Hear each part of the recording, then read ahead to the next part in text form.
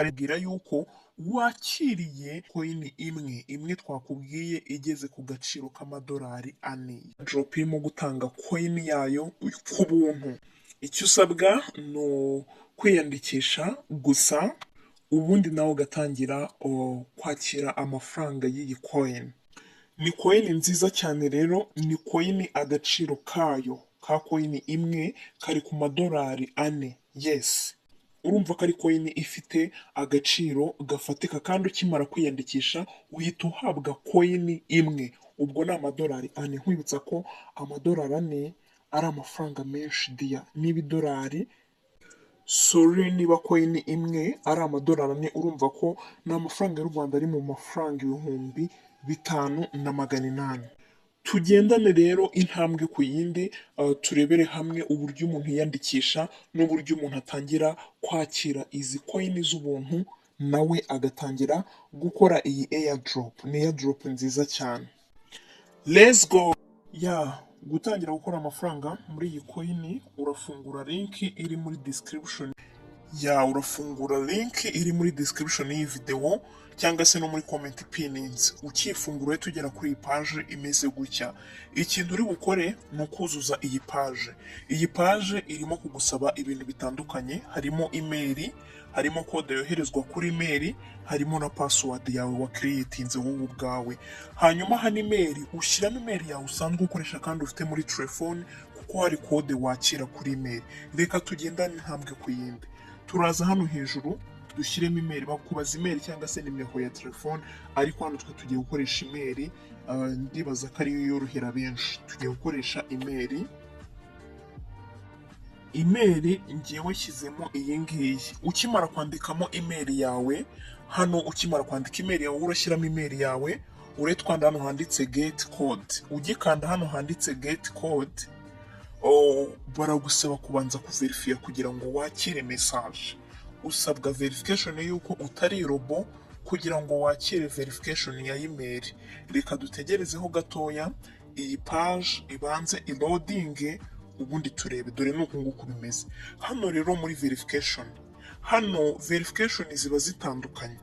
Wowe rero ureba icyo bakubajije. Hano hejuru haba hari complete security verification, wowe ureba amagambo yanditse hano ukareba icyo wabajijwe, noneho icyo wabajijwe gukoreraho verification ugisangamo hano hagati.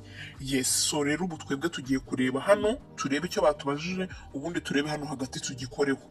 Hari verification zo mu buryo bubiri. Verification y'uburyo bwa mbere ni iyi ngiyi. Hari igihe bashobora kuguha verification imeze gutya, hano hasi bakandika bakakubwira ngo hano barimo kutubwira ngo dukirike ku kintu cy'umuhondo. Hano harimo the yellow. Ku kintu cy'umuhondo rero, ikintu cy'umuhondo turimo kubonamo ni iki. Ubwo turagikoraho. Ugikoraho, yes, biraba bikunze. Iyo ukozeho birakunda, bagahita bakwereka ko bakoherereje code. Code kuri email. Reka tubanze turebe code, nkwereke indi verification y'ubundi buryo byashoboka ko ari yo uri buze guhabwa. Yes, kugira ngo utaza kugira ikibazo gukora verification hano yuko utari robo bikakunanira. Tugiye kujya muri email yawe rero. Urahita ufungura email yawe ujyemo urebe message uhawe. Yes. Dore ngiyi message urasanga yanditseho MiPass register. Yes. Wowe urahita uza kuri iyi mibare, ukuntu bigenza ukandaho n'urutoki ukarugumishaho. Yes. Ubundi uhita ubona haje hano hejuru ijambo copy, ukarikoraho. Ugikora ku ijambo copy ni ukuvuga ngo uhita noneho usubira hahandi wari urimo kwiyandikishiriza. Yes. Noneho ukaza hano hari verification, bakwaka verification code, ugakandamo n'urutoki ukagumishamo. Yes, ugakandamo n'urutoki ukagumishamo, ubundi code bigiyemo. Noneho ikintu uhita ukora hano ni ugusetinga password. Ni password iri strong. Password iri strong. Yes, ni password bigizwe n'ibimenyetso, amagambo n'imibare. Urugero ni izina ryawe ushyizeho nka arobase cyangwa se n'ikindi kimenyetso, ushyizeho n'imibare runaka, n'urugero nari ntanze. So rero hano urahita uza ushyiremo password. Hano handitse set a login password. Ukimara gushyiramo password urahita uza ukore hano handitse register now. Ugikora kuri register now, bahita bakubwira yuko ufunguye account, ubukinze account, niko bakubwira. So rero wowe urahita uza hano handitse install me pass for airdrop, ukihakora urahita uhitamo uburyo bwo kudownloadinga iyi airdrop, niba uri buyikure kuri play store mu gihe ukoresha android, niba uri buyikure kuri app store mu gihe ukoresha iphone. So rero twebwe turaza dukore hano kuri google play. Hano kuri google play niho tugiye gukora, turimo turakoresha android. Ugikora hano kuri google play urahita ugeraho ubone hano ho kwinstara application, urahita ukanda install uyinstare, urategereza igere ku 100%. Mu gihe iyi application iri kwiyinstara, reka nk'urugero rw'indi verification ya kabiri ikunda gucanga abantu mu gihe iyi application irimo kwiyinstara. Kugira ngo ngaragaze verification kuko ntayo bampaye, bisabye ko njya kwifashisha indi site ikunda gutanga iyi verification kugira ngo usobanukirwe uburyo ikorwa. Iyi verification rero ukuntu bimeze, hari igihe yaba ariyo bari buze kuguha, ntibakubaze gukora ku kintu runaka, ahubwo bakaguhereza verification. Niba yiguha dore uburyo uri bubikore. Ni ukuvuga ngo iyi verification ukuntu bimeze, hano hagati haba hari utuntu tubiri dusa ariko turi ahantu hatandukanye. Wowe icyo usabwa ni ukuduhuza tugakora akantu kamwe. Uburyo uduhuza rero, ufata akabanza ukagakurura ukagahuza n'aka kabiri. Uburyo ubihuza rero, uza hano kuri aka gafresh kaba kari mu ibara ry'ubururu, baba bakubwira ngo usliding kugira ngo bibe complete. Ni ukuvuga rero uraza hano kuri aka gafresh ukagakurura. Iyo ugakuruye kano ko karutirimuka kakavaho kari kagasanga akako kaba karaho kari ntago kajya kahava kakagasanga rero. Okay, bisabye kwifashisha Faucet Pay kuko niyo ikunda gukoresha verification zo muri ubu buryo. Urabona ahangana kandi bampaye, wowe ukurura kaga flash, iyo ugakuruye akangaka karagenda ukagahuza n'aka bigahura neza bigakora akantu kamwe. Yes, reka dukura kaga flash rero. Dore urabona kano kari kugenda urabihuza bigakora akantu kamwe neza. Iyo ubonye bihuye uhita urekuraho. Wowe urakurura ukarekeraho urutoki, wabona bihuye ugahita urekeraho. Iriya verification rero ni ubwo buryo ikorwa. Reka dukomeze application yamaze kwiyinstara. Airdrop kimara kwiyinstara rero urahita ukanda hano handitse open. Kuri open uyifungure. Ukiyifungura urahita ugera kuri page imeze gutya. Tugendane intambwe ku yindi kugira ngo utaza kugira aho ugira ikibazo. Urahita ukanda hano handitse get started. Ugikanda hano handitse get started, barakubaza email yawe cyangwa se phone number wakoresheje wiyandikisha. Twakoresheje email niyo tugiye gushyiramo. Yes, rero nawe urahita ushyiramo hano email wakoresheje wiyandikisha. Yes, hanyuma urahita ukanda hano handitse next. Email wakoresheje wiyandikisha ukimara gukanda kuri link iri muri description ya video ndetse no muri comment y'iyi video. Link ukimara kuyifungura email wakoresheje niyo uri bushyiremo hano, uhita ukanda next. Ugikanda next uragera kuri page igusaba gushyiramo, urahita ubona ahagusaba gushyiramo please enter the login password. Urahita ushyiramo ya password yawe wa creators tugiye kuyishyiramo. Ukimara gushyiramo ibi byose urahita ukanda hano handitse login. Urahita ukanda hano handitse login. Ugikanda hano handitse login, reka dutegerezeho gatoya. Barimo baratwereka mi pass verification, reka tube dutegerejeho gato. None iyi verification y'ukuntu ikorwa, wowe ukurura kano kantu, kano gafresh uragakurura ukakageza hano ku ruhande. Biroroshye cyane rero, uhita ugakurura ukakageza ku ruhande ahahera. Ni nguko verification ikorwa ubu ngubu ibisoje. Hano barimo baransaba biometric login to the app. Iyo bakwatse fingerprint nabwo wayishyiramo baramutse bayikwatse, cyangwa se face bitewe na verification ukoresha muri telefone yawe. So hano rero ukigera hano badusaba gucreatinga account. Hano rero ureba hano handitse I don't have a wallet, niho ukora ukahakora. Ugikanda hano handitse I don't have wallet, usabwa gusetinga wallet password igizwe n'imibare 6. Ushyiramo imibare 6 wumva utazibagirwa. Ukimara kuyishyiramo bahita bakubwira kuyikonfaminga, urongera ukayishyiramo bwa kabiri. Yes, ukimara kuyishyiramo bwa kabiri uhita ukanda hano handitse complete. Ukihakora urahita ugera kuri page imeze gutya. Tugiye kubanza dukore backup ya wallet. Ni ukuvuga ngo iyi wallet dufunguye iri mu bwoko bwa nani custodial wallet. Za wallet ziba zidafite umuntu uzigenzura, bisaba ko wowe ubika password yazo ku buryo uyibika ahantu utagomba kuyitakaza kugira ngo utazabura wallet yawe. Mu gihe byabaye ngombwa kuhindura telefone cyangwa se wayirisetinze wayiforomase ugasanga nyine urabitakaje. Rero turaza hano handitse backup phrase is now, tuhakore. Ukihakora urahita ubona hano handitse I have, urahita uhakora hazemo akantu k'agatike k'akavi, uhita ukanda hano handitse I understand. Ugikanda kuri I understand hano urongera ukanda hano kuri I understand. Hano noneho bahita baguhereza amagambo 12, amagambo 12 ya wallet yawe ya security phrases za wallet zawe. Yes, aya ni amagambo ukoresha ufungura wallet yawe. Noneho ushatse wakanda hano ku jisho ukayareba, njye ntabwo ndi buyakande mutayabona mukazanyinjirira muri wallet. Okay, wowe rero uraza ukanda hano handitse copy. Ugikanda copy ayo magambo uraba uyakopiye. Ugikanda copy rero urahita ushaka ahantu yabika. Ushatse wajya nko kuri email yawe ukayiyoherereza. Reka nkwereke uburyo ushobora kubika aya magambo kuri email yawe ukazajya ujya kuyakuraho, cyangwa se ukayabika ahandi hantu, cyangwa ukayandika muri agenda, mbese ahantu wumva utazayibagirwa. Ukaba washyiraho uti my MiPass security phrases. Yes, urafungura email yawe uramutse ushatse kuyabika kuri email. Reka bari byo dutangiraho urugero. Uze hano handitse compose. Yes, ugiye gukompoza okay, noneho ukihana hano usabwa aho ugiye kohereza, uwo ugiye koherereza. Nk'iyi email yanjye urayibona, ninjye rero ugiye kwiyoherereza. Iyo ari wowe ugiye kwiyoherereza hano urongera ugashyiramo n'ubundi iyi email yawe. Ukimara gushyiramo email yawe uza hano kuri subject, noneho ugashyiramo, cyangwa se hano kuri compose ugashyiramo ya magambo yawe. Urahita ukandamo n'urutoki ugumishemo, ubundi ukande hano hari paste, arahita ajyamo. Okay, yagiyemo, ngiye yamaze kugeramo hano nuko nyahidinze. Yes, aya magambo aba ugomba kuyacungira umutekano cyane.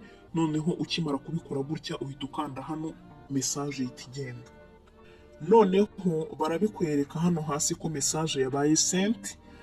Message bakikwereka ko yabaye sent uhita ubibona. Dore amagambo y'ibanze ni aya ngaya. Okay, uhita rero hano ubibona kuri me. Aya niyo magambo yawe ya wallet yawe ubu ngubu yabitse. Ushatse kuyakuraho wazaza ukara muri message wiyoherereje. Iyo ushatse kuri subject unandika uti my security phrases kugira ngo uzamenye ngo ni amagambo ya security phrases yo muri MiPass yanjye. So rero hano tumaze kubika amagambo yacu, turasubira muri wallet aho twari turi gufungurira wallet. Noneho urahita ukanda hano kuri I have backed up. Yes, ugihakora urahita ukanda hano kuri backup completed. Ugikora kuri backup completed barahita bakwereka amagambo atandukanye ari muri wallet yawe. Noneho wowe icyo uri bukore urahitamo, hano barimo kukubwira ngo hitamo ijambo rya 9 n'ijambo rya 12. Urahita ujya kuri ya security phrases zawe urebe ubare 1 2 3 4 5 6 7 8 9. Umenye ngo ijambo rya 9 ni iri, ijambo rya 12 ni iri ngiri.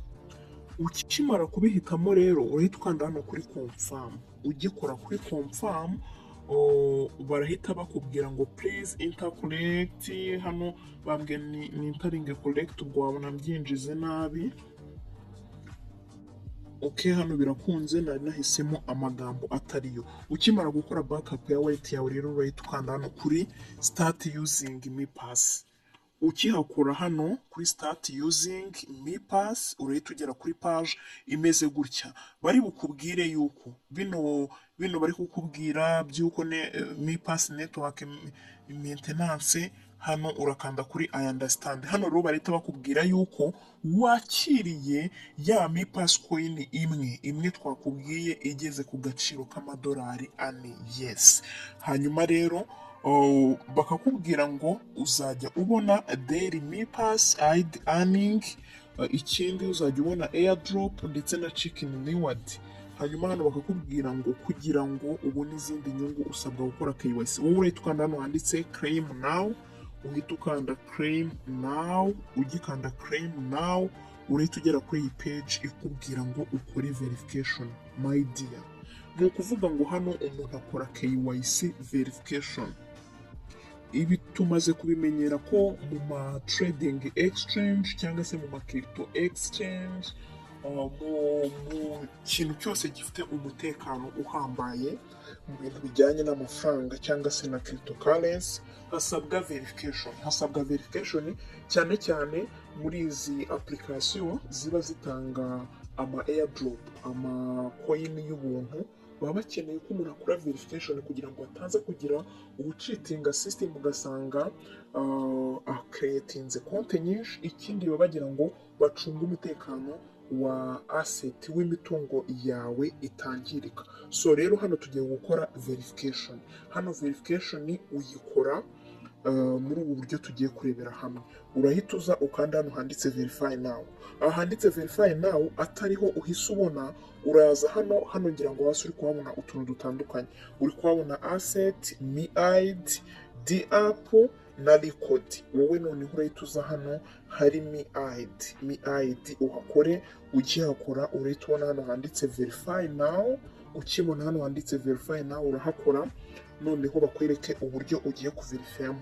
Hano urabona igihugu turimo cyabaye detected ni u Rwanda, nawe biraterwa n'igihugu uherereyemo. Hanyuma hano rero barakubwira ngo nyine bakubwira hano uburyo ugiye kuverifiyamo face, bakakubwira ko utagomba kuba wambaye net, bakakubwira ko utagomba kuba wambaye ingofero, bakakubwira ko ugomba kwifatira ahantu hagaragara, bakakubwira ko iyi sura yawe igomba kuba igaragara, bakakubwira ko utagomba yes, ibintu bigiye bitandukanye. Reka turebe uburyo bikorwa.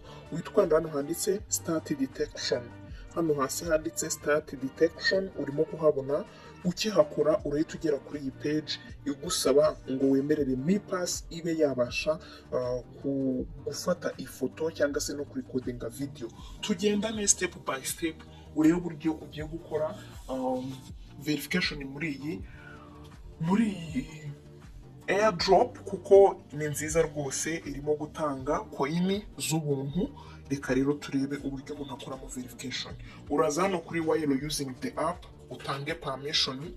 Ugitanga permission isura yawe irahita ijyamo muri aka kantu k'akaziga. Urabona akantu k'akaziga, isura yawe ijyemo. Reka hano noneho ngewe bivuyeho kubera ko ntaratangira.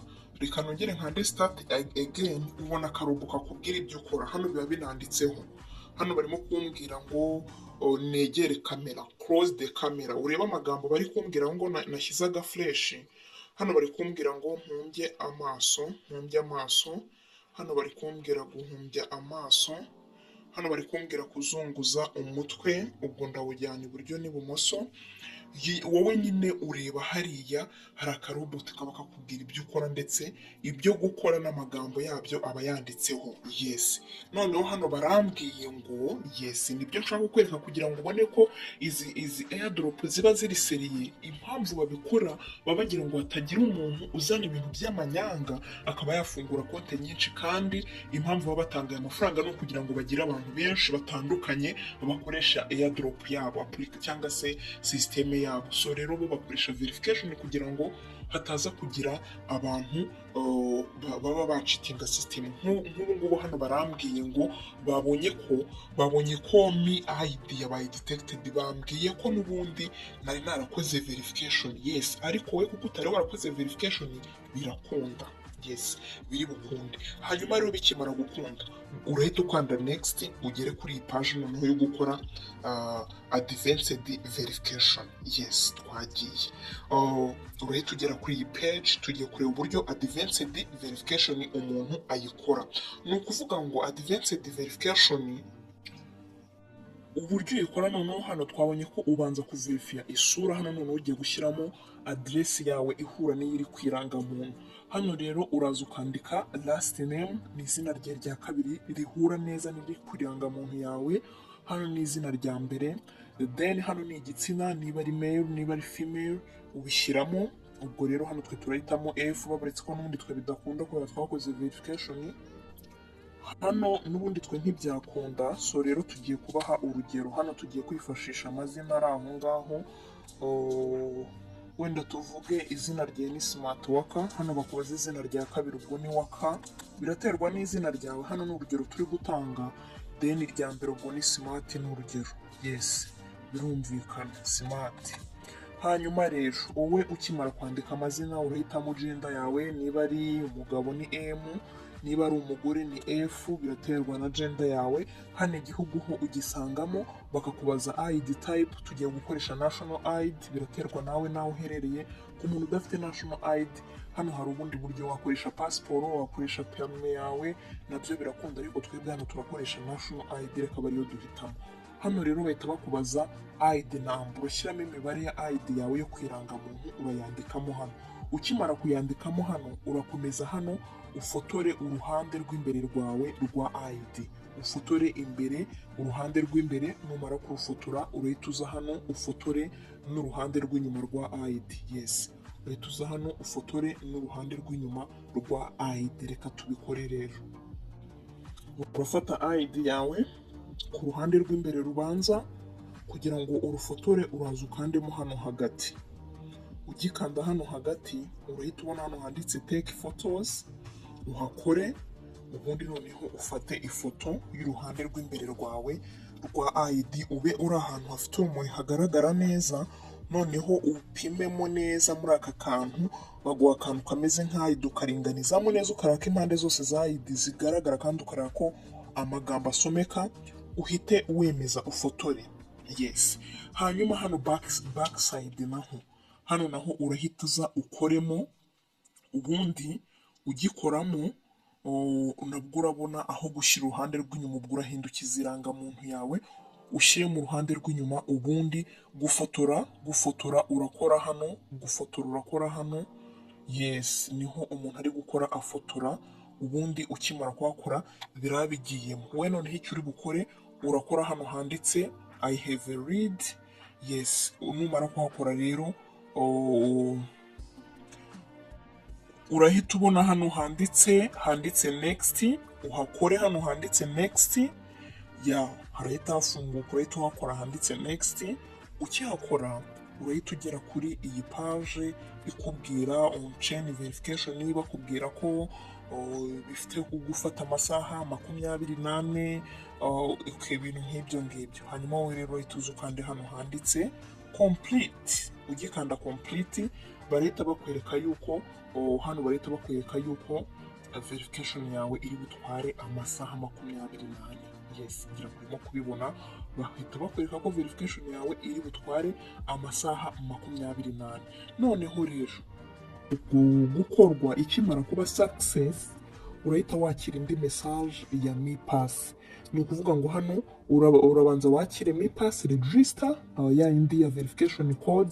Uraza none kwakira indi kubwira ngo Mi Pass Mi ID verification success. Yes, Mi ID verification success ni ya verification ya mbere y'isura. Yes, hano barimo baravuga ngo account yanjye yabaye verified binyuze muri Mi ID. Ni ukuvuga ngo hano verification iba yakunze. Ubona rero iyi message ntabwo utinda kuyibona, wowe icy'ingenzi ni ukuba wakoze verification neza. Ukimara kubona aka message rero, njyewe nyine ntabwo nakongera kukabona kuko already narakabonye, kandi umuntu akora verification rimwe kuko umuntu yemerewe kugira konte imwe.